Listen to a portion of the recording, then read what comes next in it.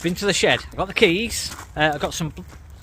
So everything's backwards this morning. Videoing myself. We didn't do a Friday video, so just didn't get a chance. We'd actually got a warranty repair that we're doing on Friday, which was one of the big front window screens, and it was actually in a Coachman. It wasn't one of the Swifts, believe it or not. It was a Coachman. So never got a chance to do the Friday's video, and I'd been busy all week, so we missed out. And you'll see motorhomes are multiplying. So we've got another one turned up, a lovely auto trail that's there turned up, and so we'll have a look in that in a minute. A big important tip that I missed on our tips, so we'll be covering that. And then we've got a few new vehicles in. One is obviously this auto trail here, and we've got a couple of caravans as well, so we're going to have a little shifty through, see what's going on, see what's been selling. Got a fair few lined up, sold, and I hear that the NEC has been quite busy as well. So normally the February show is a little bit funny, not quite as busy as the October show, but that's been very, very positive. And then look at this. We've got a bit of sun. I can't actually find it on the camera, but there's a bit of sun there. So again, very, very promising. I'm still looking for the sun and I can't find it. So let's get on with the video. Let's have a look through and see what's going on. So I've not started this up for a week or so, probably a little bit more than that actually. So just going to start a few motorhomes up and just give them a little check. So obviously this one in we had just before Christmas with a lovely look. Oh, this is probably my favourite layout in the little camper, to be honest with you. I do like that fixed bed. Now the one that's just come in is a little bit different, so I'm going to let that tick over for a minute. So the little auto cruise, so that's an auto cruise, sorry, and this is an auto trail. You can see I'm getting ready just to move everything around. This has just come in, so it's not been clean. Parking sensors, have a look at these tyres. We've got the big beefy off-roady sort of tyres, and it's the Tribute T670. So it's been locked again. Let me check what's going on. So as I say, just literally come in. So it's got our seats at the back. Let's open up our side door, pop some lights on. This has got solar panel and whatever you want. It's got the side dinette with the seat belts, and that'll convert into a little bed. Pop some lights on. Little washroom. So sort of combined little washroom with a little pop down sink. And then our seating at the back, which that converts into a proper bed. So a lovely little one again. So that's just literally just come in. Caravan wise, and our tip that we sort of missed out was caravans and motorhomes, and it was the cassette toilet. Now we did a proper video of how to fix your cassette toilet. So what tends to happen is the actual flush this time of year, because it's not been used for a while, will end up sticking, and you'll press the button on the flush and nothing will happen. And there's a couple of reasons that can cause that. One is that the fuse has gone, and one is that literally the pump has just clogged up. So if you looked at our tips before Christmas and when I was looking at draining the Caravan down, you'd have noticed that we were saying about sort of running a bit of bleach, 10% bleach. So if you've got a litre of water, put 10% bleach within the water bottle, and then flush that through on the actual cassette toilet, so that it would clean all of the plink chemical out of your flush water. So if you didn't do that, and you just drain the water system down as normal, you hadn't sort of flushed it through, there's a chance that all the black rubbish would have gone into your cassette toilet, sort of globule I don't know how to explain it. It would have solidified. Solidified is probably, I'm just gonna.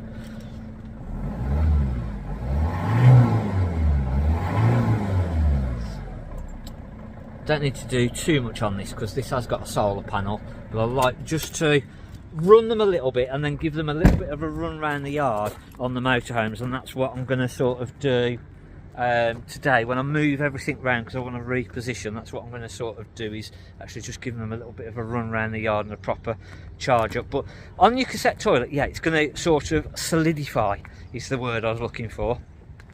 So it can then turn into little black bits, turn into black rubbish, and that then gets pulled through your pump on your toilet. So popping up is a little video in the top corner of how to actually test what is wrong with your pump, whether it's the actual pump is no good, whether it's the PCB board on top that's playing up and there's bad connections, whether the little fuse and where the fuse, if there is a fuse, is, and then how to test it. So if you've got a little multimeter, how to actually test that there's power going through to the pump.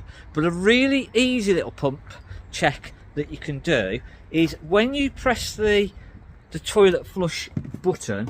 So when you actually press the flush button, if you've got all the lights on and you can see a very, very slight dim of the lights when you're pressing that button, chances are the toilet pump is working fine and it's just clogged up. And that's normally the telltale sign that sort of says that it's the pump that's just clogged up slightly. So that video that popped up, that'll show you how to clean it, how to get to the pump. And there's a couple of different pumps as well, so some are slightly different locations, so I've not covered every sort of pump, but if you can find what pump it is and where it is, then you've got half a chance of being able to clear it out. And it's going to possibly be that it is just full of muck. So what you can do now is, if you have got your pump where it's clogged up, get it going again. So we've showed you in the video how to clean it, how to make it work again. Now you need to put your flush dilution of bleach through the actual cassette and through the flush water. So on your flush filler outside, we want to fill that up with 10% bleach, leave it in there for a little bit, and then we want to actually flush it all through that system. And if you start to see that we've got loads of black bits coming through, what I'd potentially say to do is then drain that system back off again. So on the outside, you've got a little drain. You've got a little drain point. This is a little coachman that's just come in, VIP 575 2017 19995. Very, very nice. So really, really nice VIP that's just come in. But let's show you. It's got ATC on there as well. So on your actual cassette toilet,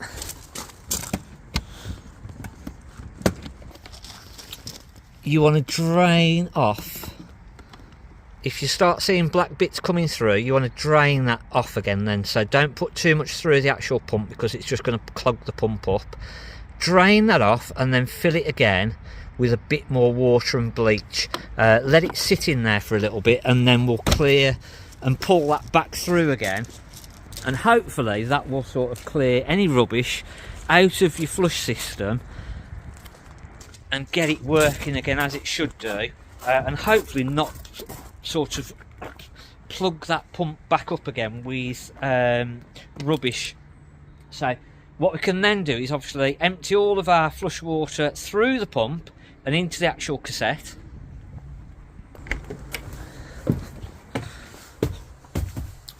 So all your water then is basically going to go through your flush system, all into that cassette at the bottom. So it's going to do two things. We're going to clean out the actual flush toilet holding tank for your flush water, and then the actual cassette toilet at the bottom, all that water and bleach mix is going to go in there. So we can leave that sitting there.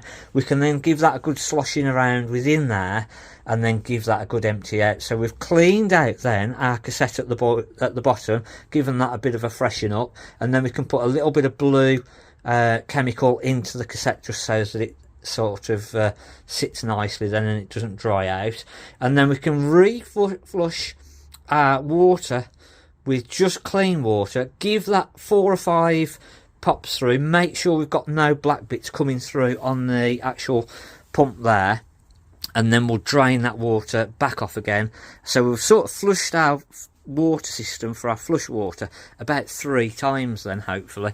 So any black bits that may have sort of got within that flush water system will now be clear, and we know that our flush water system 99% is going to be nice and clean, and we shouldn't have any problems.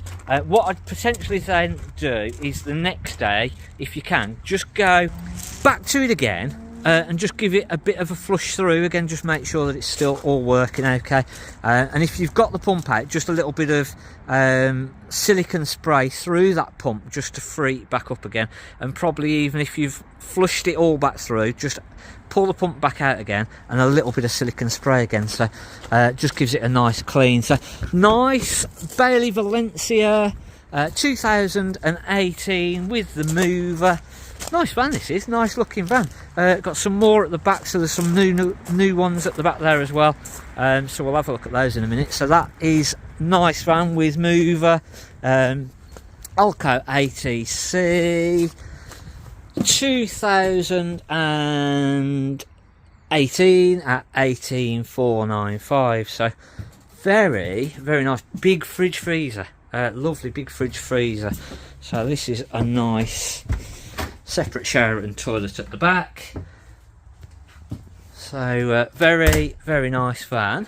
Been well looked after, this has. All the upholstery and everything is really nice. We just had a lovely Swift Challenger high style and Ranger, so that only just came in last week. That's sold already. And then we've had this Swift Challenger high style coming 530 at 16995. 1501 kilograms maximum and 1350 as it stands here now. Let's say 16995 ATC. It's the high style, so we've got a few extras in here. It's locked, but we've got a little TV bracket in there, so you can sort of put a TV into that on the bracket and watch it out in the awning. You've got 230 volt and aerial sockets and everything there as well. External gas barbecue points, locker going underneath the bed. So this was a special Challenger edition, the high style. So really nice, a bit nicer upholstery, these lovely patterned curtains, and then all your normal sort of Challenger bits and bobs. And we've got Aldi central heating. Now the thing that I really like in this van, and I don't know whether you noticed it when you walked in, look at that panel on the wall. So that was a nice little panel.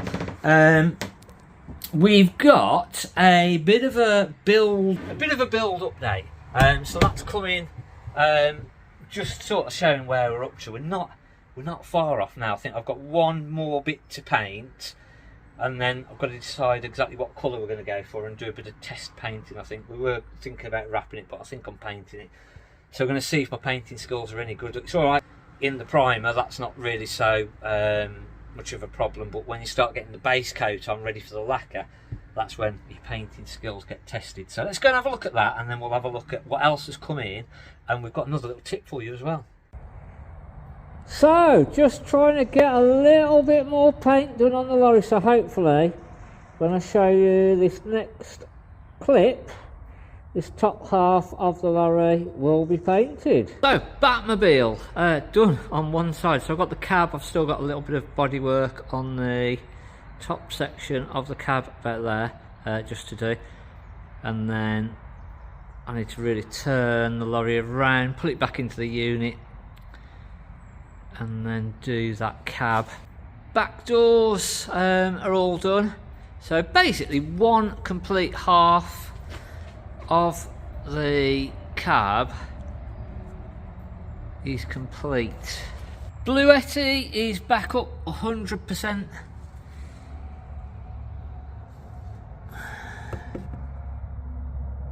charged, and I'm just leaving that on the 230 now, just plugged in constantly, and then I'm going to cycle the battery every now and again. Part of the other half, so I've just got the top section, and again top section of the cab to get all in primer, and then got to get it all flatted down. And I still think I am going to paint it. My plan was to leave it in primer, run it for a little bit, see what falls off, see what breaks, and then get it all in paint properly. But I'm half thinking about just having a go at it. If I end up not looking great, we'll just wrap it. But hopefully, if I can just paint it all in one go, I just need some decent weather, get all this primer into a decent condition, and then go for it and see what happens. And it's trying to not leave these panel lines when I actually paint it, because I've been painting it in small little sections. So here at the back there, you can sort of see which sections I've actually painted, and again that mid section, again same at the top. So it's such a big expanse to actually paint, and obviously I'm not a painter, so it's a big old project. So that is pretty much how the build is going. So again, might be a decent time just to make sure, if you've not already, going around your seals and lubricating them with a little bit of, it's locked, I can't believe that's locked, I need to grab the key for that. So this was part of my tip, but opening your window sills up and just going around with a little bit of silicone spray, if you've not already, and all of your lockers. So just silicone spraying all the locker seals up, making sure that they're okay. Now what you can tend to find is that these little grey strips have stretched over the winter from last summer. They've heated up and then sort of cooled back down again, and they've stretched out and done exactly that. Now it's not sort of causing any real major issues, but it just looks unsightly. So the best way, you can heat that up with a hairdryer and push them back in, but it's just going to do the same again. So best way to actually do it is to cut it and then get some of this grey strip. You can get some of that off of eBay, and then just put a little infill piece in at the bottom, and it won't do that again. Been to the shed, I've got the keys, I've got some insert strip, and then basically all that you're going to do, we're going to cut it. So we'll cut the original strip, we'll cut a little tiny bit, so I'll feed the new little bit in, and this one has had a leak at some point, which is hence why we've got black marks on the shelves. That's another thing that you want to look out for. And then I'd say that potentially the actual window rubbers. Now the grey seal isn't what's actually caused the issue, that's just literally down to the external seals that has caused the issue there. Now the other thing that you can do just to make this easier is do it with two hands, number one, and number two, just heat it up with a hairdryer, and then the original seal will just go in a lot easier. So what would be better now is heating that up with the hairdryer, just so that sits a little bit nicer, and then I can get that in a bit easier. I'll just use the scissors. As I say, a nice little flat-headed screwdriver is better than the scissors. As you can see, that bit, because of the way it's sitting up, it's causing us a bit of a pain. Definitely a two-handed job, but there we go. So that is then the best way to fix those. So a little bit of the grey insert strip, you can normally get that sort of off eBay, etc., off Amazon. If you just measure what size strip it is that you've got, just pull a little bit out, and you'll be able to see. And then if your little window strips have pulled out like so, you can just cut them and then feed a little bit in underneath, and it just looks a hell of a lot better. And as I say, the problem is you can heat them up and stretch them back in, but even by doing that, give it a couple of months and they'll stretch back out again like that. So just a nice, easy, quick fix. And you'll see in a second, I'm going to do these other 3 with 2 hands and literally just come back with the video, not trying to do it on myself, and you see how much better it makes the Caravan look. So all done. 10-minute job, doesn't take long at all. Hairdryer would make it a hell of a lot easier, but it just makes the window rubbers look a hell of a lot nicer, and not like there's actually not make it look like there's a problem or there's any issue. So just something, if you've got those window rubbers or window strips that are sort of doing that, doesn't necessarily mean there's a problem. It just means that they have just shrunk in the sun.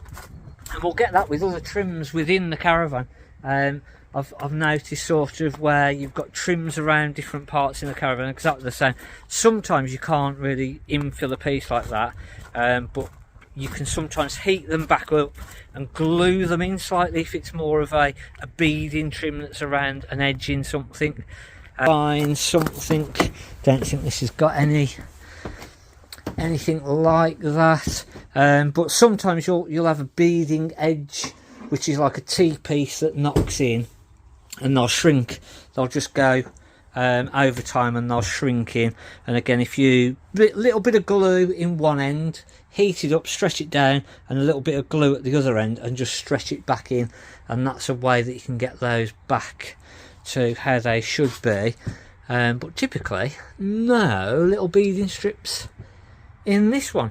Hopefully, as I say, couldn't do Friday's video this week unfortunately, but hopefully this Sunday's video, it's been a little bit longer, a couple of tips in there as well, showing you a few new bits and bobs. Next week everything round, so my plan is possibly this afternoon, if I get a chance, to have a good move around and reorganise the pitch and just change it round, put all the motorhomes and campers all together. And then we might have a look at the auto trail in full detail and compare that to the auto cruise and see what people like layout wise, and also make and compare the 2 makes and whatever. So that might be part of next week's video. Hopefully you've enjoyed it. If you have, hit the like button, hit the subscribe button, and we'll see you next week. Thanks for watching. I'm Mark at the Caravan Place.